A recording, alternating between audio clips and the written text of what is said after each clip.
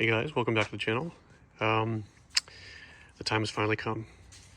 I got to replace the head gaskets in my 2001 Chevy S10 4.3 liter V6. I've been putting it off. I've been trying to tell myself, no, actually that's rust. Whenever you drain the fluid, that's just rust in there. It's not. It's oil. In fact, actually, I've drained it the other day to refill it, and let me get the bucket real quick. This is the color of the residue that was left. That's oil. That's not rust. So here we are. And I was looking on YouTube and I couldn't find a good comprehensive video on how to replace the head gaskets on a 4.3. Intake gaskets, yeah, there's a great video series on there about how to do the intake gaskets, and it's a 5-video series and it's legit, but not the full head gasket. So I'm going to attempt to do that. What I want to do is do a multi-part video. This first part, I'm just going to kind of walk through what needs to be torn down to get to the actual head gaskets.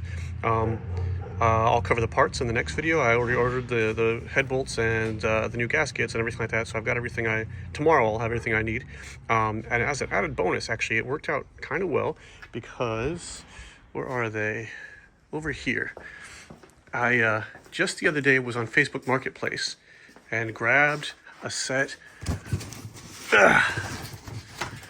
of Summit Racing headers for this truck rather. They're shorties, but yeah, I was stoked about that. Actually, I was able to grab them brand new, still in the original box, for $100 from a really nice guy. So anyway, I'm gonna put those on actually because the heads actually have to come fully off. So I've got to take the exhaust manifolds, unbolt them anyway, so I might as well change them while I'm down there. So that'll be part of the video as well, but let's start with where we should start. So first things first, I'm going to disconnect the battery.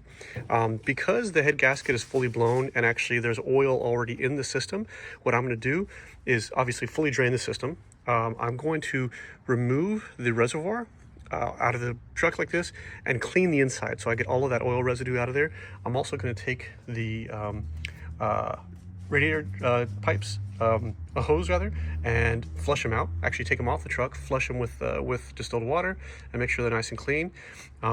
So beyond that, obviously those things need to come out, so I'll just take that out from underneath the ECU. I'll take the battery out too, just to be on the safe side. So the full intake has to come off from the box all the way to the hat. All that's going to come out. What you do is you take the air compressor, AC compressor, or condenser, whatever, and you actually can unbolt it and move it over to this area here because the pipes actually run this way, so you can actually just move it and set it there. It doesn't have to fully come off, which is nice because you don't have to discharge it. The alternator is going to be removed. Obviously the serpentine belt comes off. The alternator comes off. The bracket that the AC mounts to is actually the same one that the power steering pulley mounts to. What we have to do actually is get a power steering pulley puller, get the pulley off, and then take the whole mount off because the mount actually kind of wraps over the top of the of the driver's side bank. The passenger side's not nearly as bad to get to. I can do it here. Actually, I don't even think I have to take the alternator bracket off. I'll double check on that, but we'll see shortly. And then obviously everything on the intake manifold has to come off, including the distributor. So there's a distributor back there. So all of that has to come off.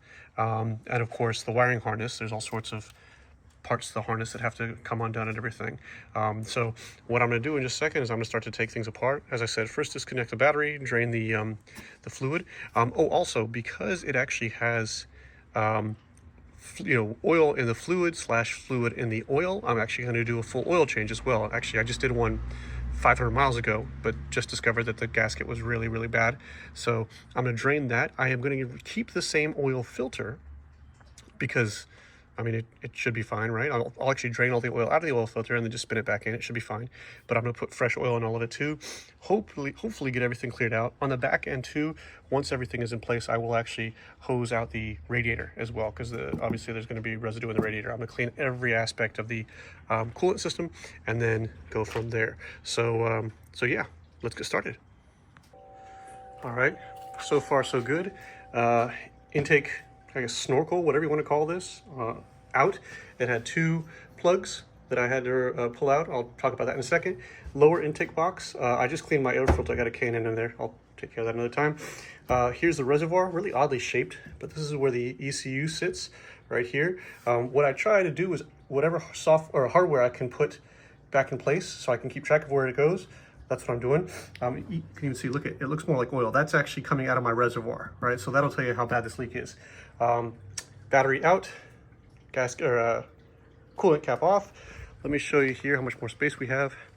So all of this area here is cleared out and it gives me a good shot. There's the headers and I already tested it. Actually, I was able to get these first two 14, I guess millimeter.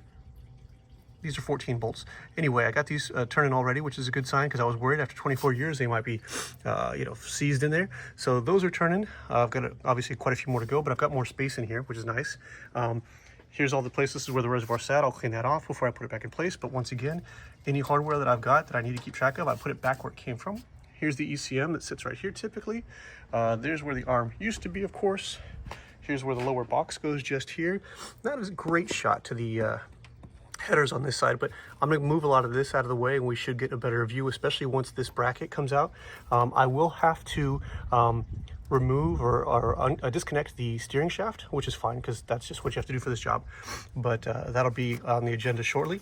What I'm doing though is using painter's tape. That one says intake, excuse me, and that'll be, I'm labeling each of these things as they come out, right? So I know exactly which plugs go where. These are obviously different sizes, so I don't have to individually label them, and they'll be self-explanatory when I go to put them back in, is the hope and prayer.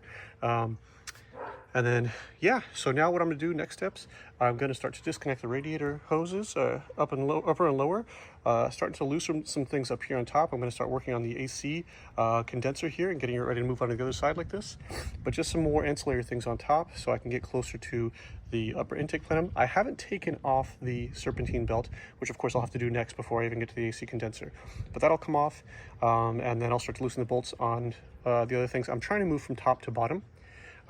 Just so we're clear too, by the way, you do need to have this at top dead center, but it doesn't need to be there just yet. Obviously it needs to come, when the distributor comes off, it needs to be in TDC, and that'll affect the timing and valve lash and everything like that later on. But for right now, it actually can just sit as it is, and I'll show you later on where I'm gonna put it at TDC. Okay. The selection of tools I've already had to use. The parts table isn't growing that much at the moment. Serpentine belt, upper radiator hose. I took it off actually at the housing because that was easier than trying to get the hose off the housing neck. But to give you an idea of what I'm dealing with here, look at, I don't know if you can see, but that is oil on that thermostat right there. So I might even just get a new thermostat. This one's actually fairly new. I've only had this on for about 2,000 miles, but I might just go ahead and get a new one because that's covered in oil. Same for the neck.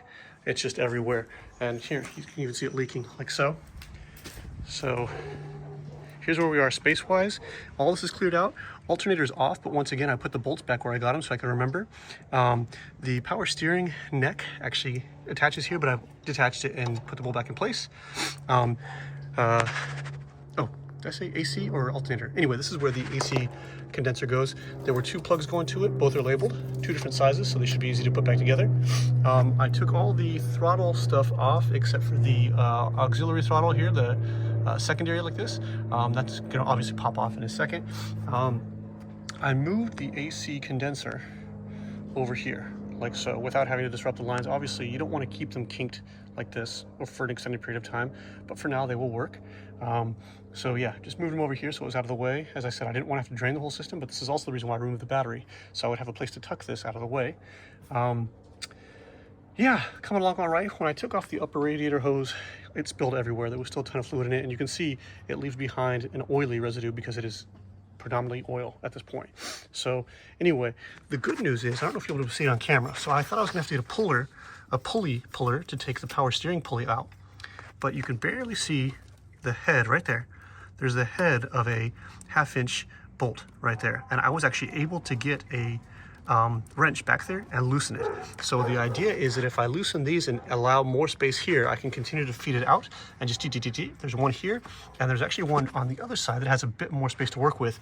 But if I can take off the whole power steering mount, or I guess condenser mount plus power steering here, or leave the power steering thing alone here like this, I would be in good shape because then I can just lift it up and yeah, that would be legit. I'd be really pleased with that. So actually, you know what? Now that I say it out loud, never mind, you can't do that because I have to be able to get this bolt fully out and it's recessed back here because this unit and this unit are separate. So never mind.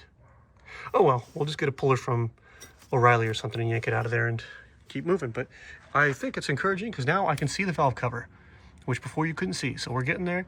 We'll keep the teardown going tomorrow and get this project done.